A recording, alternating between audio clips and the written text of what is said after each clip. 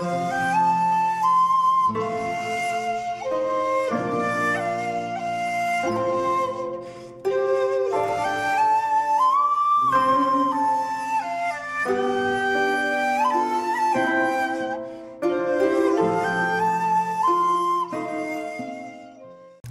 there, this is Solitary Ronin from Solitary Ronin Films, and welcome to another episode of Double Take. Today's Double Take is two films based on the same Ernest Hemingway book, To Have and Have Not.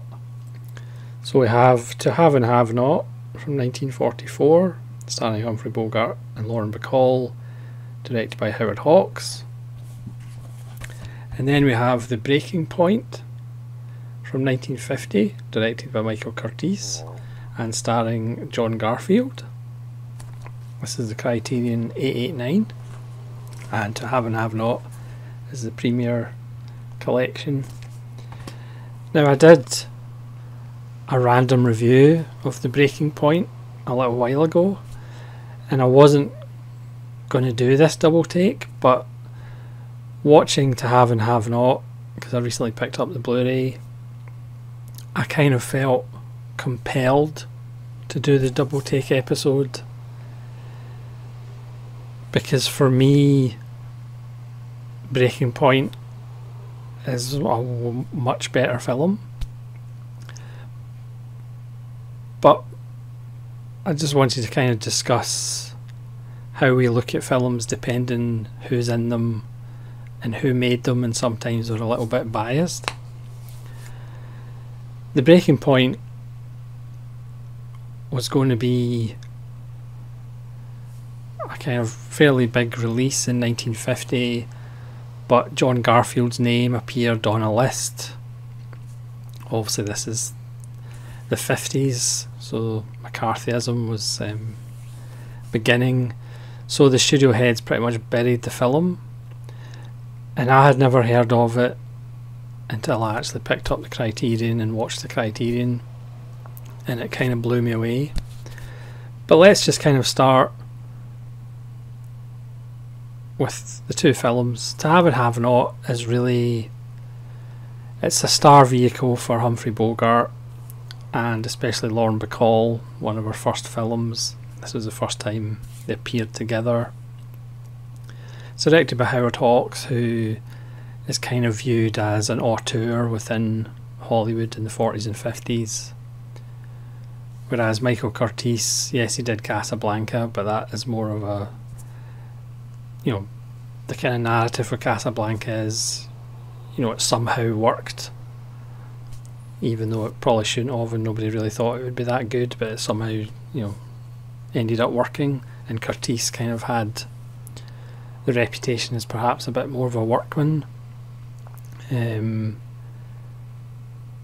rather than Hawks, who has this persona being kind of an auteur. So it was just really, I mean, I'm guilty of it myself, perhaps giving a film an extra star or an extra point in the rating because of who directed it, because of who's in it. You know, I rate plenty of Christopher Walken films probably higher than they should be, just because Christopher Walken's in it. Now, don't get me wrong, this is not a video bashing To Have and Have Not. I really like To Have and Have Not.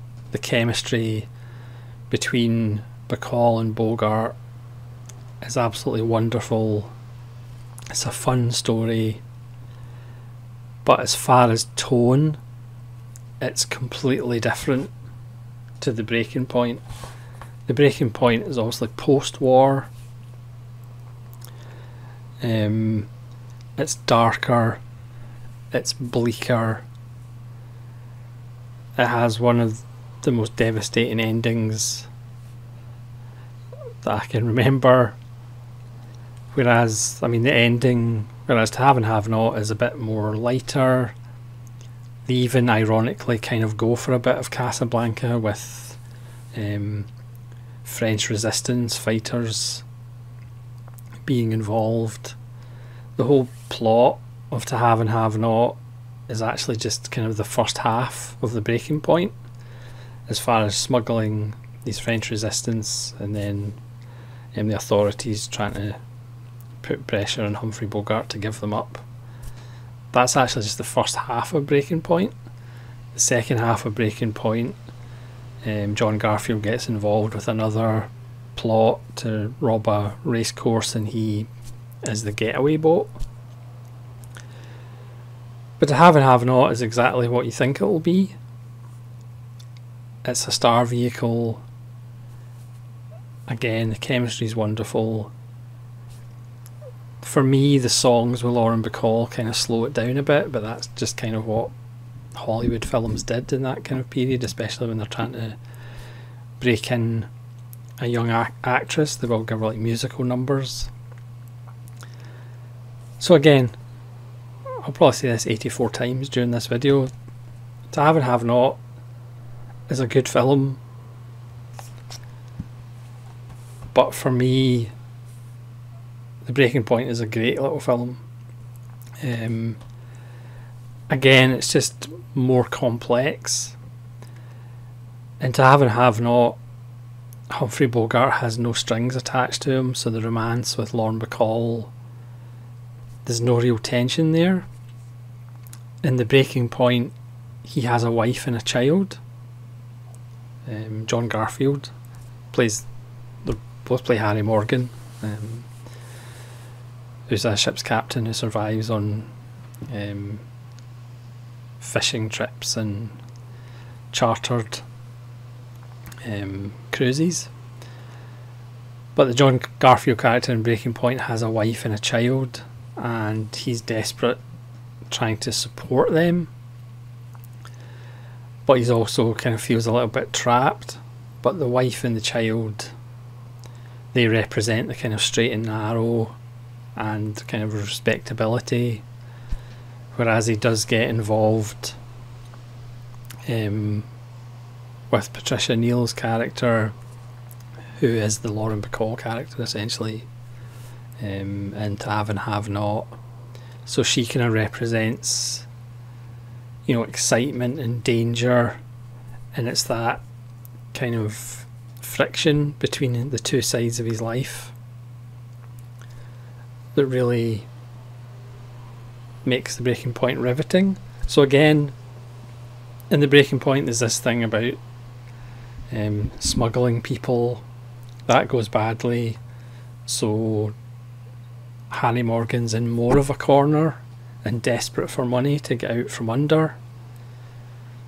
So that's why he gets involved with these bank robbers who want to rob a racecourse and then use his boat as a getaway. So there is a desperation in John Garfield's performance that just isn't there with Humphrey Bogart's performance. There's only a couple of times during To Have and Have Not where Humphrey Bogart even sweats a little. Most of the time he's just cool as a cucumber, Humphrey Bogart, whereas John Garfield is like sweating and he's like a coiled spring for most of the film. He's just like desperate to escape from under, to give his wife and kid the life that they want, even though he kind of secretly wants adventure and excitement himself. The other slight difference is in To Have and Have Not, it's kind of Harry Morgan's sidekick. It's kind of an older gentleman who likes the odd drink or two, and to be honest, to me he's a little bit annoying.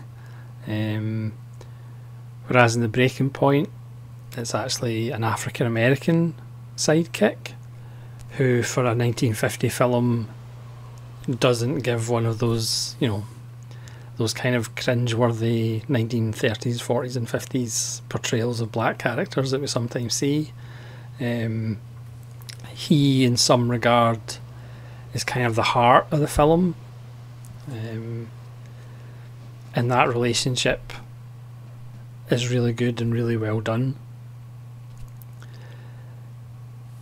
The action scenes in The Breaking Point, especially near the end of the film, are handled really well by Curtiz. Curtiz does a really good job of atmosphere, and the film is just, again, I don't know how the ending got out from the Hays Code, because it is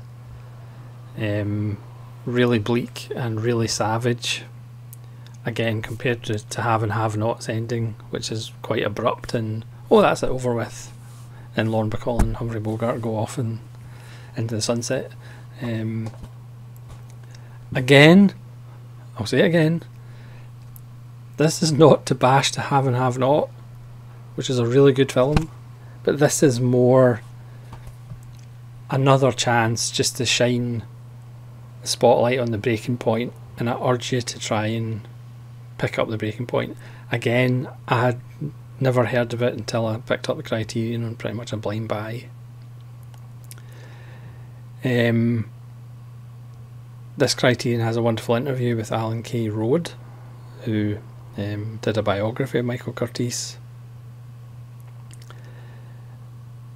It's so good. The print is gorgeous. The film is really beautiful. There's a nice piece on kind of Curtiz and the fluid camera that he uses throughout the film. But again, To Have and Have Not is the one with all the stars. It's the one with the auteur director. The Breaking Point is the one that's full of underdogs, full of character, by the journeyman director.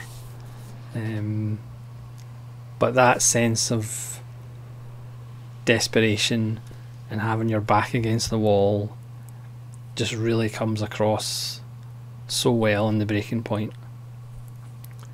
But again, both films are really good, but personally I prefer The Breaking Point, but that's just my personal preference. Obviously there'll be plenty of people that'll prefer To Have and Have Not. Yeah, again, I wasn't originally going to do this video because I'd just done a random review on Breaking Point a few months ago, but it just gives me another excuse to drivel on about The Breaking Point, because it's so good and I would highly recommend you picking it up. So thanks so much for watching this double take. Please let me know in the comments below if you've seen both films, which one you prefer, and you can even tell me why. And hopefully you'll join me again for more videos. This is Solitary Ronin from Solitary Ronin Films, saying have a pleasant evening.